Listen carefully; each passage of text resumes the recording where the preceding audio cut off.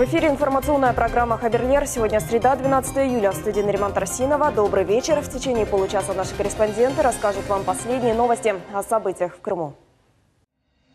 Отставку экс-главы администрации Ялты Андрея Ростенко приняли на пленарном заседании депутаты городского совета. Кто теперь возглавит Ялту? В Симферополе для детей в селе Леватке открыли детскую площадку. Ее голос заставляет замирать сердце каждого ее слушателя. 105 лет со дня рождения легендарной крымско-татарской исполнительницы Сабрие Эреджеповой. Глава Крыма Сергей Аксенов вместе с полномочным представителем президента в Северо-Кавказском федеральном округе Олегом Белавинцевым приняли участие в праздничных мероприятиях, которые посвящены 25-летию Республики Ингушетия.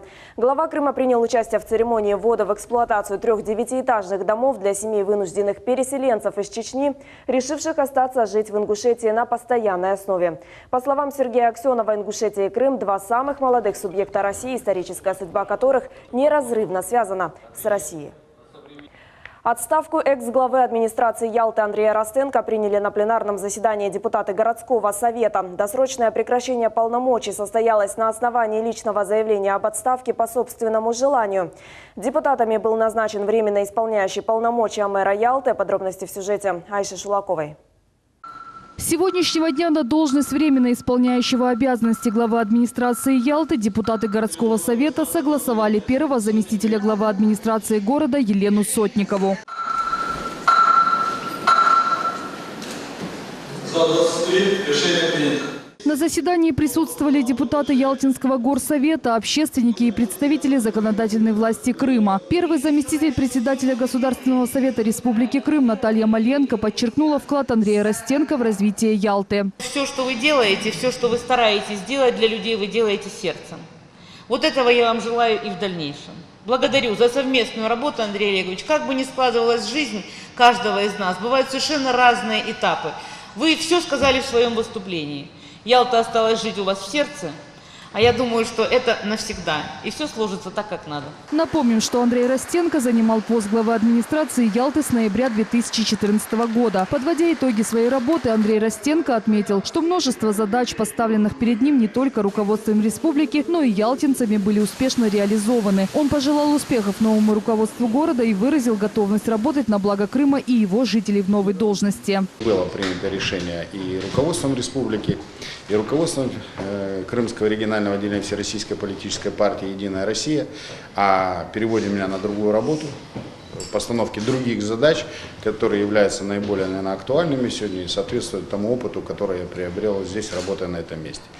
В общем-то, в свете сегодняшних решений, кадровых ротаций, которые проводит глава республики Сергей Валерьевич Аксенов, руководитель Государственного совета, председатель Государственного совета Владимир Андреевич Константинов, согласовывая между собой, я думаю, что это правильное решение, поэтому готов и дальше работать на благо Крыма, на благо страны и на благо каждого из городов. В свою очередь, председатель Ялтинского городского совета Роман Деркач выразил слова благодарности экс-мэру за проделанную работу. Добавил, что за 3 года работалось непросто, но результативно. Также поделился планами на будущее с новым руководством. Будем продолжать работать, и я надеюсь, что работа будет продуктивная, работа будет больше, возможно, будем уделять работе с населением.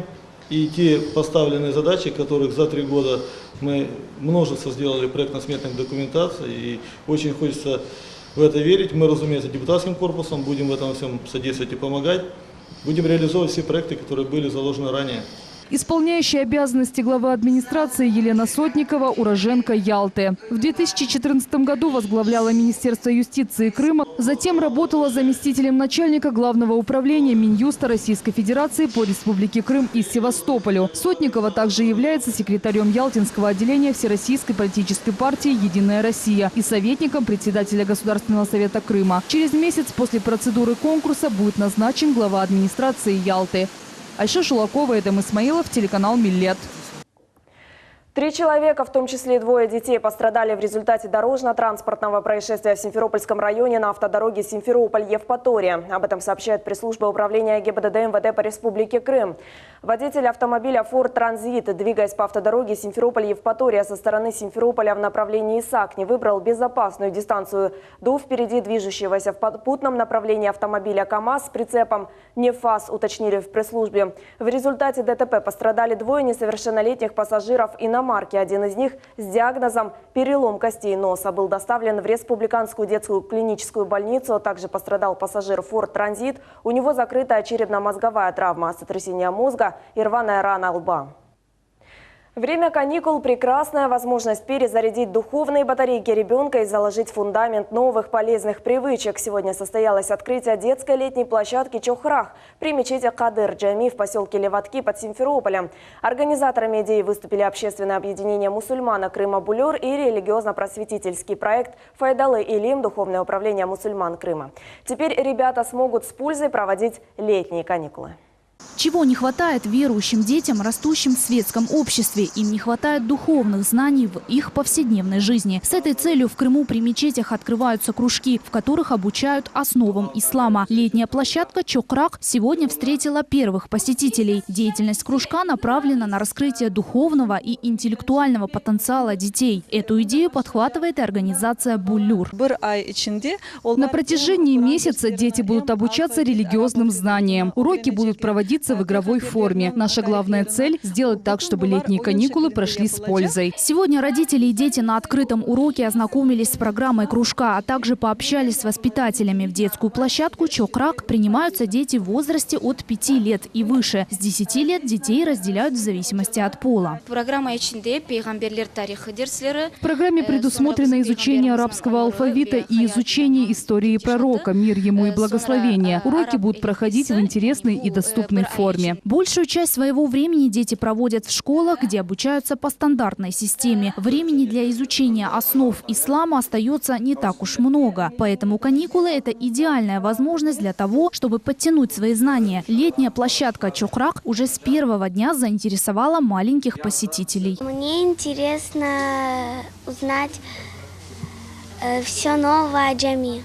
Здесь мы будем учиться читать Коран, изучать джами, национальности Крыма. Будем учиться читать намаз, будем учиться хорошо себя вести, играть. Гульнара Ханум привела на первые занятия 3 внучек. Считает, открытие таких кружков очень важно для детей. А тут они получат и знания о религии, и о традициях, обычаях нашего народа. И вообще, когда все вместе, отдых кажется лучше. Если мы не будем заботиться о сохранении нашей веры, мы рискуем ее утратить, отмечает имам Кадыр-Джами Нишан Асланов. Важно с самого детства открывать для ребенка мир ислама. Если детей с 4 лет воспитывать в атмосфере ислама, обучать религии, чтению Корана, уважению старшим, то это будет хорошим фундаментом для развития личности. Поэтому наша цель – воплощать это дело в жизнь. Летняя площадка будет работать с 10:00 до 13:00 3 раза в неделю. Важно использовать свободное время детей продуктивно, чтобы это способствовало их интеллектуальному и духовному обогащению. Лилия Виджат, Дмитрий Низовой, телеканал «Миллет». Сегодня исполняется 105 лет со дня рождения легендарной крымско-татарской исполнительницы классических народных песен Сабрии Реджеповой. Она была, есть и будет гордостью нашего народа. О ее жизни и деятельности, а также об интересных фактах из биографии выдающейся артистки рассказали ее близкие. Обо всем самом интересном расскажет Сабрия Халиляева.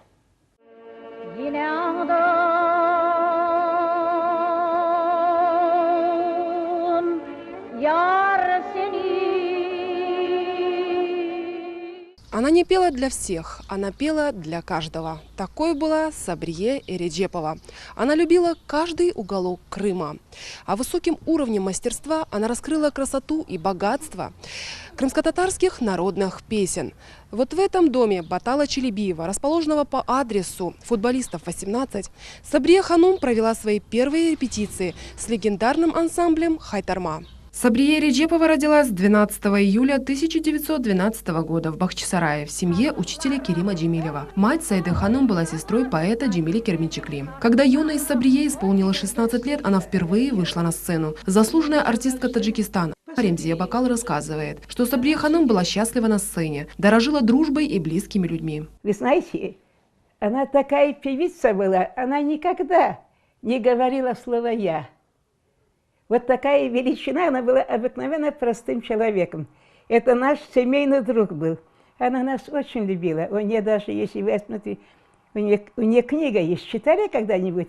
Там пишется: мои самые лучшие друзья Хусейн Бакал, Ремзия Бакал, Пакиза моя сестра Эльзарина мать, Шевкет Мамутов танцор и Кирилл Папандопола, он грек, тоже танцор. Вот эти были ее. Без них она ничего не делала. А вскоре на Крымском радио исполнила крымско-татарские народные песни. В фильме «Запорожец за Дунаем», снятом в 1935 году на Ялтинской киностудии, Сабрие Ханум за кадром спела крымско-татарские народные песни «Мечбур олдум» и «Пенджереден хар гелеур».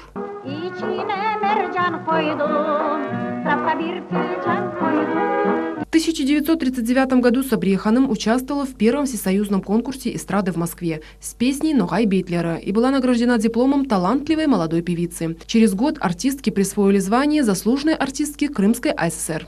Красивая, небольшая такая, изящная, любила одеваться. Мы всегда ей делали подарки, всегда. Как приедет к нам, обязательно что-то мы ей делали.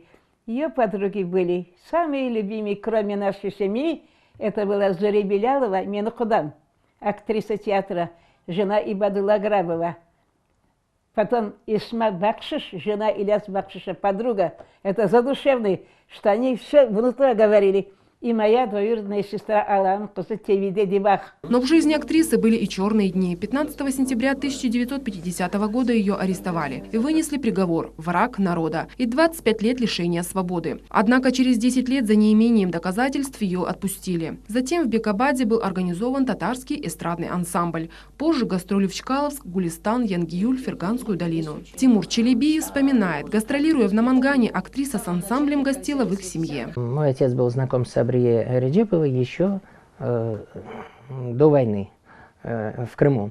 И поэтому, когда уже образовался ансамбль Хайтарма и гастролировали они по Узбекистану, то, естественно, приезжая в Наманган, где мы тогда жили, естественно, это были такие теплые и обязательные встречи. В детской памяти Тимурага сохранилось даже то, как солистки Хайтармы жарили чебуреки с картошкой. Это было любимое блюдо Сабрие Ханум. За столом сидели, делали чебуреки, и делали чебуреки именно не просто, чтобы там хозяева, там мама моя делала или нет, а молодые девушки из Хайтармы, они тоже в работе, как говорится, были, а потом накрывали, потом сидели за столом. Скрипач Эдем Аблаев вспоминает 1976 год, поселок Алмазар Ташкентской области. Навещая своего родственника Кабулага, познакомился с его супругой. Ею оказалась знаменитая певица Сабрие Реджепова. Мы молодые были, по 17 лет нам было. И первая встреча с Сабрие Реджеповой произошла у них дома. Ну, как, естественно, на хаве заварила, как по традиции, все. Поговорили. Она даже сказала: конечно, я буду с вами петь. Ну, в общем, не довелось. Эту историю, конечно, никто не знает, но мы с Ришадом всегда вспоминаем это, что ты помнишь, говорит, как мы к Сабрие приехали, говорит. Эдем Аблаев рассказывает, несмотря на то, что был знаком с Сабрие Ханум всего год, ему посчастливилось вместе с ней быть солистом ансамбля Хайтарма. В 1977 году жизнь крымско-татарского соловья оборвалась. Ну, похороны это было, конечно, очень тяжелая утрата была. Все плакали, народ. Это было в театре Свердлова, это фойе, это цветы. Это люди нескончаемые были, да. Это было...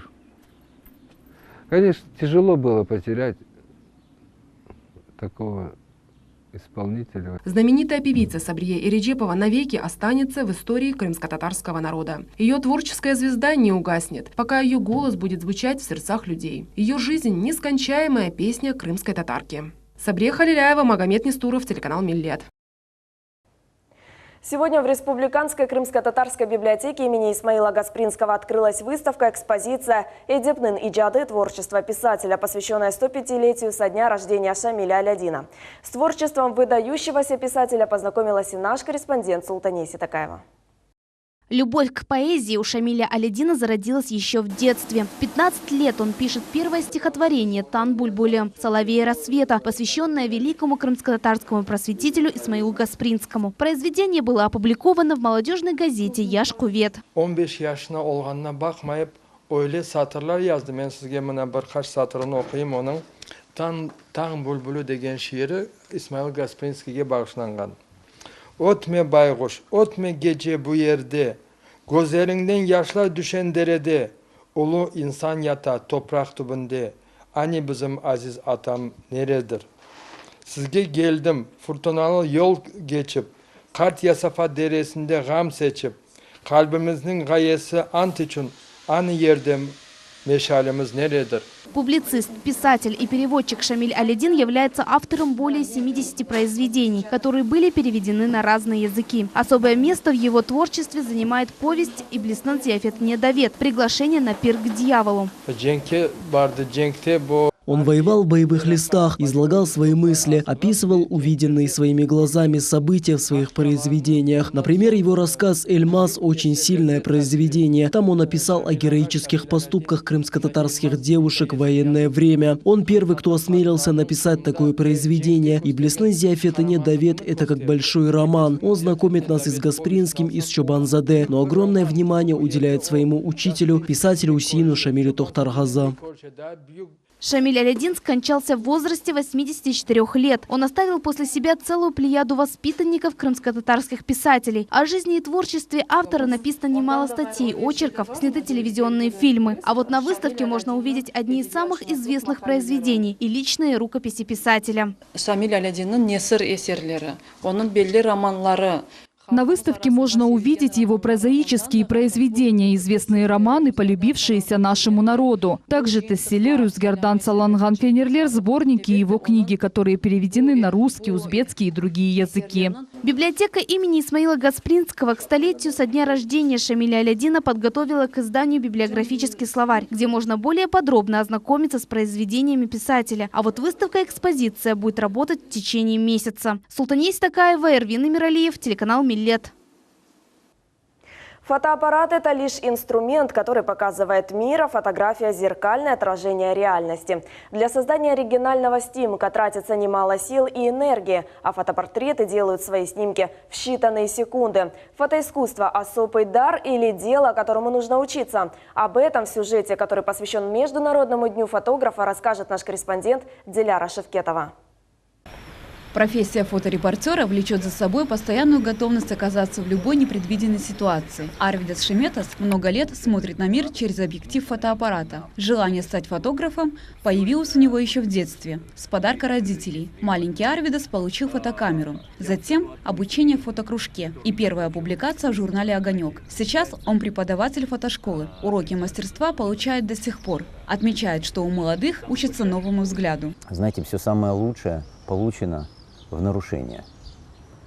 Вот творчество – это когда совершаешь ошибку, а искусство – когда знаешь, какую ошибку нужно оставить. Так вот, наверное,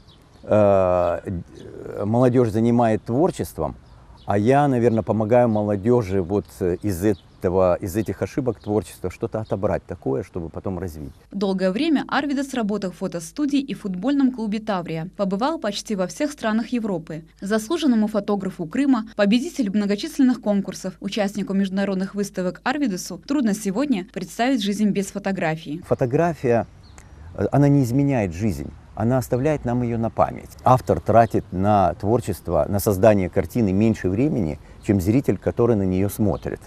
Вот. И если человек подошел к фотографии, картине, к произведению, посмотрел, задумался, для чего, зачем и как, то значит уже ты достиг того, что ты хотел. То есть для того, чтобы человек увидел, подумал и что-то для себя оставил в своей жизни. Фоторепортер работает в разных жанрах, рассказывает, что наше время диктует определенные правила этикета фотографирования. Переступать грань, конечно, можно. Знаете, есть такое неписанное правило фотографа. Сначала сфотографируй, потом извинись. Вот. Ну, ничего, бывает и такое. Самое лучшее – это когда случайное. Понимаете, потому что когда будешь спрашивать, когда будешь договариваться, уже поменяется настроение, уже поменяется картинка. Нужно очень быстро принимать решения. Вот, поэтому, знаете, профессионалы никогда не выключают фотоаппарат. Есть такая функция, при нажатии кнопки он сам все включается, и все. Потому что даже вот это включение, потеря секунды-двух, и уже голубь улетел, бабушка отвернулась, событие, картинка распалась, понимаете. 3 года назад в Бахчисарае, в здании Зинджирга медресе, прошла выставка фотохудожника, посвященная 70-летию депортации крымско-татарского народа. Сейчас Арвидес работает над другим проектом, который посвящен культуре и искусству крымских татар. Диляра Шевкетова, Асан Зивадинов, телеканал Миллет. Пока у нас все. Увидимся с вами уже завтра в привычное время 13:30. Оставайтесь с нами, будьте в курсе всех событий. Приятного вечера.